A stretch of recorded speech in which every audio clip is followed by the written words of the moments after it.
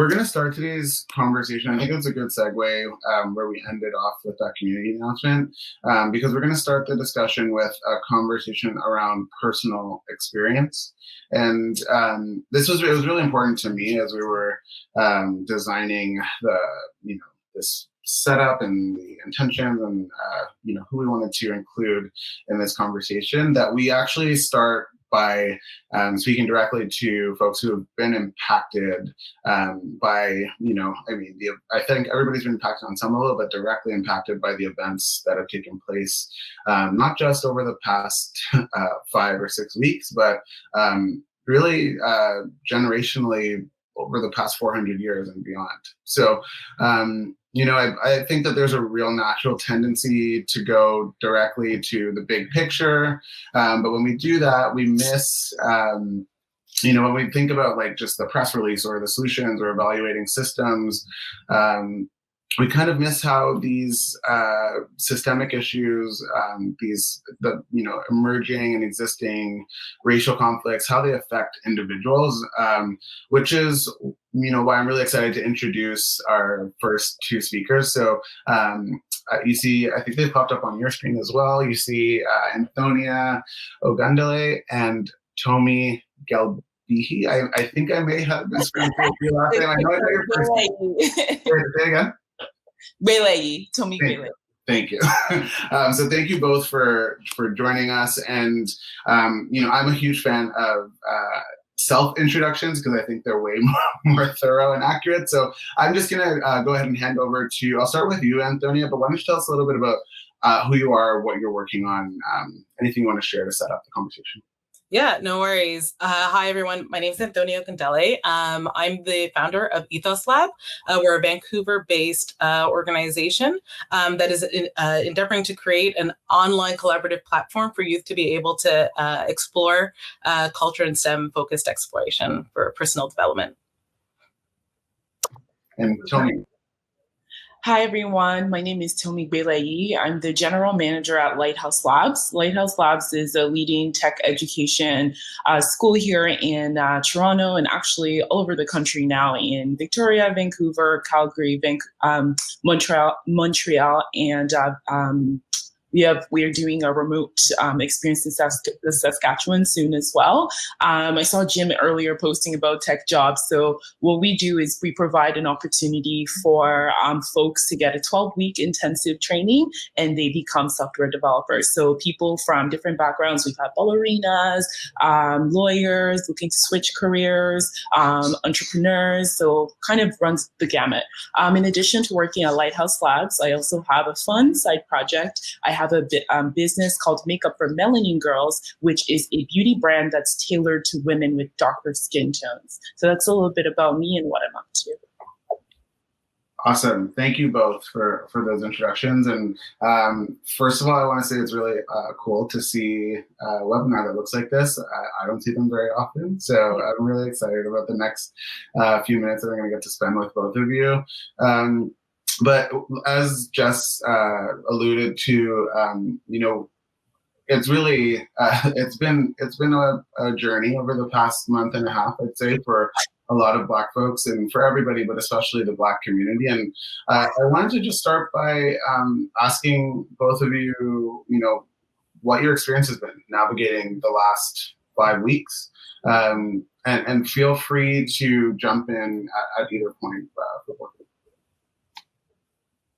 I'll go ahead and say that my emotions and feelings have kind of run the gamut. I've gone from being exhausted by the news, even at some point laughing at how incredulous Amy Cooper's situation was. This was the Central Park woman that called 911 and a man that was bird watching. I've had moments where everyone felt some joy as well at seeing how the community has come together, to angry. It's kind of like 5 stages of grief and everything in between. So Marlon, like you said earlier, this hasn't been occurring just over the last 5 weeks, right? This has been police brutality. I was very young when Rodney King happened, or the story of Ahmed Diallo, who was shot 49 times. As a young woman that grew up in Nigeria, looking at North America being upheld as this bastion of democracy and development, development and always being, shown in news outlets and media as, sort of the optimal and the epitome of Western civilization, if you will. It was very disappointing to learn as a young child and now as an adult that despite all these strides in democracy, that Black people of all different shades are still discriminated against, persecuted, and experiencing such brutal violence in their lives. So the past 5 weeks, again, I've had different emotions. For a while, I even disconnected completely from everything going on. And eventually I decided to actually write an article on LinkedIn, being very open about my feelings, because I heard a lot of rhetoric about, thank God we live in Canada, definitely doesn't happen here. And I was like, okay, let's talk about this. There is the story of the Black loyalist group that came through the Maritimes and experienced such discrimination in Africaville, which is the town that they made, and they eventually left and went to Sierra Leone and called it Freetown.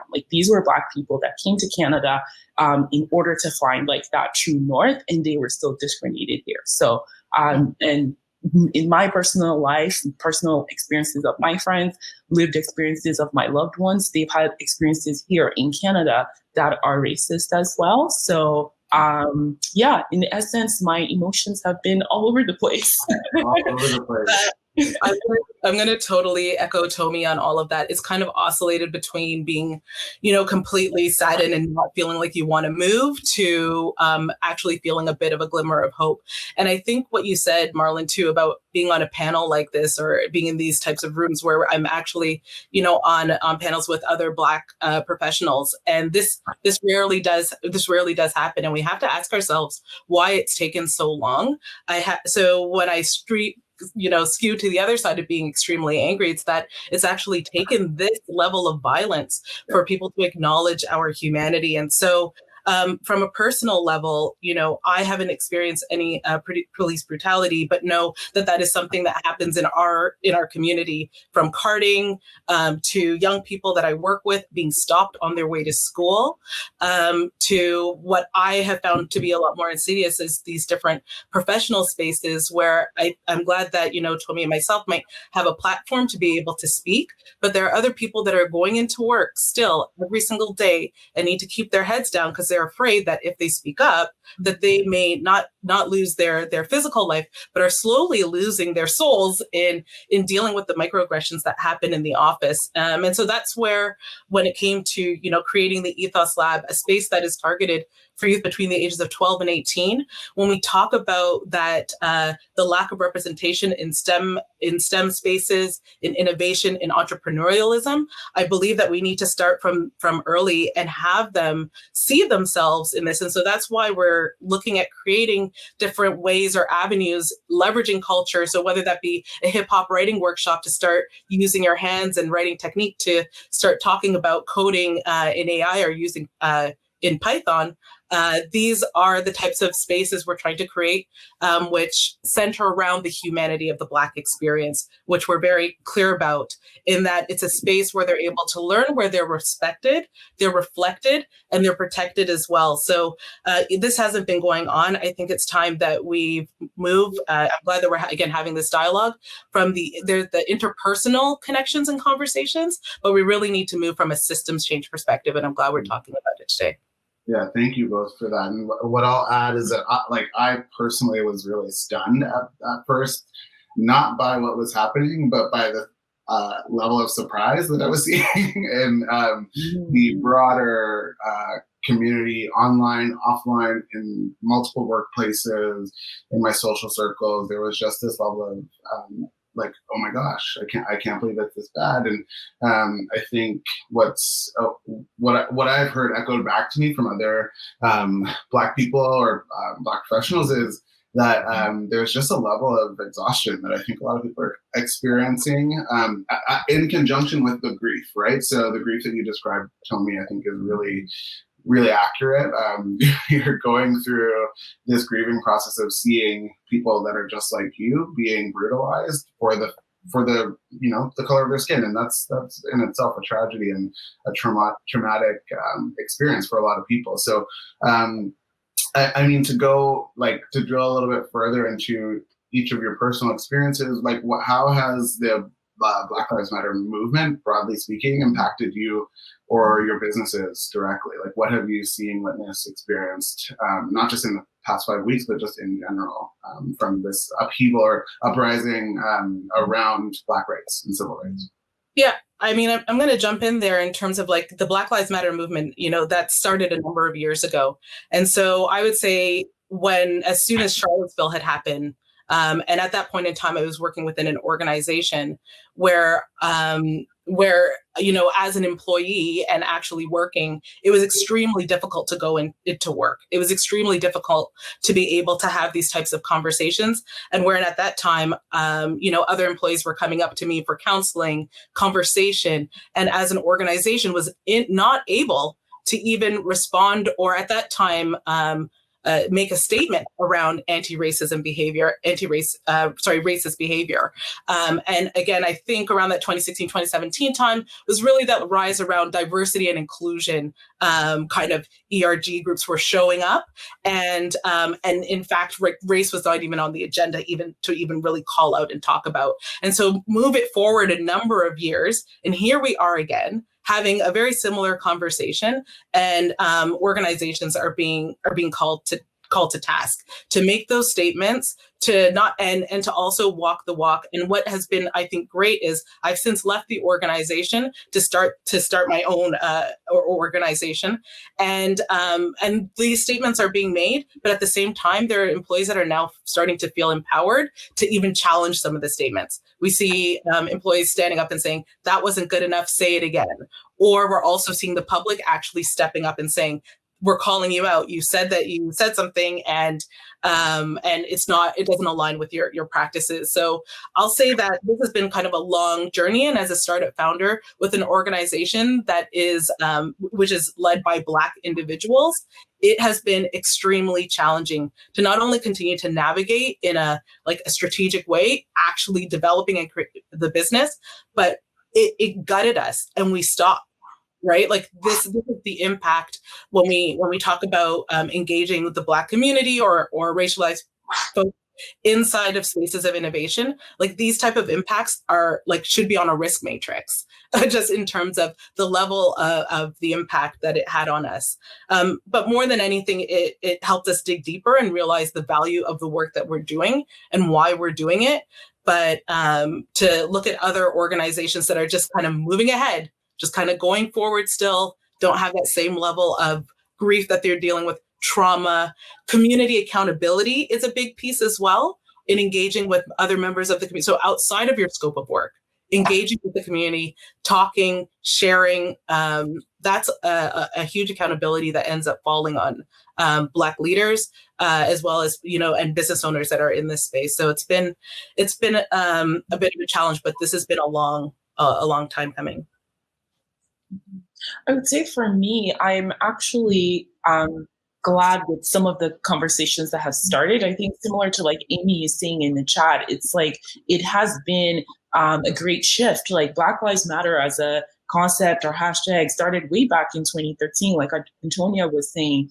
Shortly after Trayvon Martin was, George Zimmerman was acquitted in the death of Trayvon Martin. And for me, I actually didn't realize until now that everyone is sort of having these conversations and agreeing with the Black population. This is a human rights issue, and this is an international issue. I started to realize how much I was carrying it on my own. I was going to the work as normal because my understanding at that time was this is a Black issue. I'm, at that time, my organization, I was one of the top sales reps. I was just focused, even myself, on I'm just going to deliver my work. And It has been great to see that shift of even myself realizing I have the power to talk about this at work. I should have the agency to say, I need personal time off if needed to deal with this. Because like Marlon said, you're seeing people like you, even if you don't live in the States or if you don't have relatives in the States like I do, you are seeing a very traumatizing experience live on screen. And a lot of times there's no warning, when you come across these videos. So yeah, for me, I have been, to Antonia's point, some of it needs to be followed up by, how many executives are on your board that are Black, right? Like, what specific initiatives are you going to launch? But I've been happy to just see that general understanding that this is a societal issue and not just an issue for Black people to deal with. Yeah. Go ahead, Antonia. Oh no, I completely agree with you all of that, Tomy. I just was gonna agree with her on that statement. I think there's an empowerment that's happening in the background for a lot of Black people, but especially Black leaders within the startup ecosystem in particular, because there's a lot of value that we're recognizing we actually have and bring to the table with our knowledge, the experience that we can add to, and perspectives that we can add to conversations that have been happening, but clearly not effectively for a really long time. And I'll just add my own 2 cents. One thing that I really changed over the past few weeks is being really democratic with my consumerism. And I think that's kind of what you're alluding to, Tomy, is looking at the makeup of a board of directors, leadership team. If a company can't get their act together to make a statement, at the very least, it's kind of really telling. All of the above, I think is really useful to hear. And what I'd like to finish with is, from your experience or from your perspective, how does the racial conflict that's playing out in the U.S. translate into Canada or beyond the U.S. border? I know we've talked a lot about how massive and broad the issue is, but it feels really focused, really concentrated in specific areas, but particularly the U.S. How does it affect us outside of America? Mm-hmm. Yeah. Okay. Oh, go ahead, Tomy. No, go ahead. All good. Yeah, I think first off, it's just actually been quite telling for people to come to terms with the fact that it's not much different up here, that there is actually racism that happens in Canada. So that's been a really, for me, again, a bizarre awakening for many people to realize that we've actually not much difference. And so the way it's translating here, specifically as we talk about these movements around defunding the police, as we talk about the carding that happens not just in Toronto, but from the Vancouver context, this is happening here. It's happening across the country, to even, as I mentioned, at workplaces where the microaggressions, if we're going to talk about youth and the education system, where they're even being nudged around different professions or not to go in certain areas. So here, and I'm going to speak in the Vancouver context, despite having grown up in Toronto, but the Vancouver context is that it's quite insidious. And we've gotten, I think we've gotten away as a society with just kind of sweeping it under the rug. But I think it's really become very clear as we understand who's not at the table, or understanding the disproportionate or overrepresentation in either fields or even in the prison system or being stopped, that it very much is reflected here in Canada as well. So I think that's been a really big realization, I think, for everyone. But that's been the sad part, is that everyone's kind of coming around to it. Mm-hmm. Yeah, I'm just looking at some of the comments here. And like Angela was saying, one of the big statements made was there's no systemic racism in Canada by the Premier of Ontario. So that was extremely disappointing. And it's kind of a hot-button issue for me a bit, because I did hear, those sentiments do come up amongst Canadians of, oh, well, it's so much better here, and at least we're not like the States. And I think part of that is also a lack of understanding of the history. Black history in Canada was characterized by a lot of discrimination as well. So actually, I think the History Canada did a brief piece so people can understand how the Black people here were treated when they did come into Canada to begin with, to show that there is a pattern in the behavior that we do see. And now within the tech community itself, well, this is just a lived experience, so I can only speak to my lived experience. I've been in rooms where founder of a very large startup in Toronto said, diversity and inclusion is for Fortune 500 companies only. If you're an entrepreneur, now's not the time to worry about that. You're trying to survive as a business. And it was an event organized by a well-known incubator program in Toronto. And everybody, sat around like it was a fine statement to say. So I think definitely, we need to allow our Black peers, colleagues, employees, when they speak about issues happening to them at work, the first thing we should do is listen before sharing the "it's not so bad" rhetoric. I think that's where we can start from. And then Anthonia is going more into the systemic pieces of, how many Black people are at your organization, how many Black people, even if it's not your employees, whether it's contractors or partners, are you working with, right? Are you just putting a Black square on Instagram? Like, what are you doing as a company or community on that? And I think sometimes tech can even be worse off than some of the non-tech industries, because that's what happened in my experience. I came from more of a non-tech background. And when I came into tech, the startup, fun, cool scene, if you will, I experienced a lot more bias in the environments I was put into. So I think the first step we can take is to analyze ourselves before that defensive stance that tends to happen of "it doesn't happen here." Like, look at the history, look at the numbers, look at the employees in your own organization and the composition in tech first before you even make that sort of statement.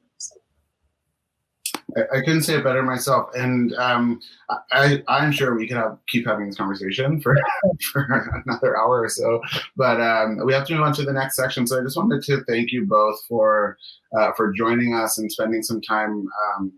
But most importantly, I want to thank you both for being vulnerable and open about this topic, because I know as we started this conversation, I know that it's really personal, and it's not necessarily the most enjoyable thing to relive or explain or educate about. So I wanted to personally thank you both, and also just give you an opportunity, if you have any kind of community announcements or anything you want to share or that's upcoming, I want to share with the TechTO community. Right now would be a great time. Otherwise, I want to say thank you. I'm just going to put a quick announcement out there. Not only is our team impacted by what's happening with the racist, the BLM movement and being able to work through the grief, but we were also pivoting through COVID. And so right now our team is really looking for a technical lead to be able to pivot from what we were creating were creative co-working spaces for young people. And we're no longer in that direction. We are creating an online platform. And so want to just kind of do a call out looking for partnership versus, just someone who wants to help. We're really looking for someone who wants to be in there for the long haul and support. So technical lead. Thanks.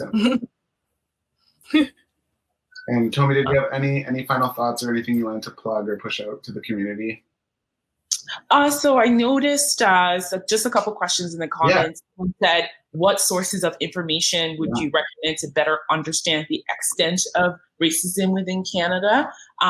Definitely, I would suggest if you're looking from a historical perspective, there's the Book of Negroes, there is the Black Loyalists collection. If you just Google Black Loyalists, a lot of that will come up. It will just help you better understand that aspect of sort of some of the first Black people that came into Canada. And then in terms of, we're actually not great at collecting race-based data in Canada, but in terms of latest data about tech workers and the composition and diversity of that, I do know that the Brook Institute has done some good work on collecting some preliminary data that kind of shows the discrepancy in BIPOC in Canada and the rest of everyone in tech specifically. So hopefully that would help Andrew in his quest. Awesome. Well, thank you both so much for joining us. And with that, we'll say goodbye, and I'll introduce our next speaker. Thank you.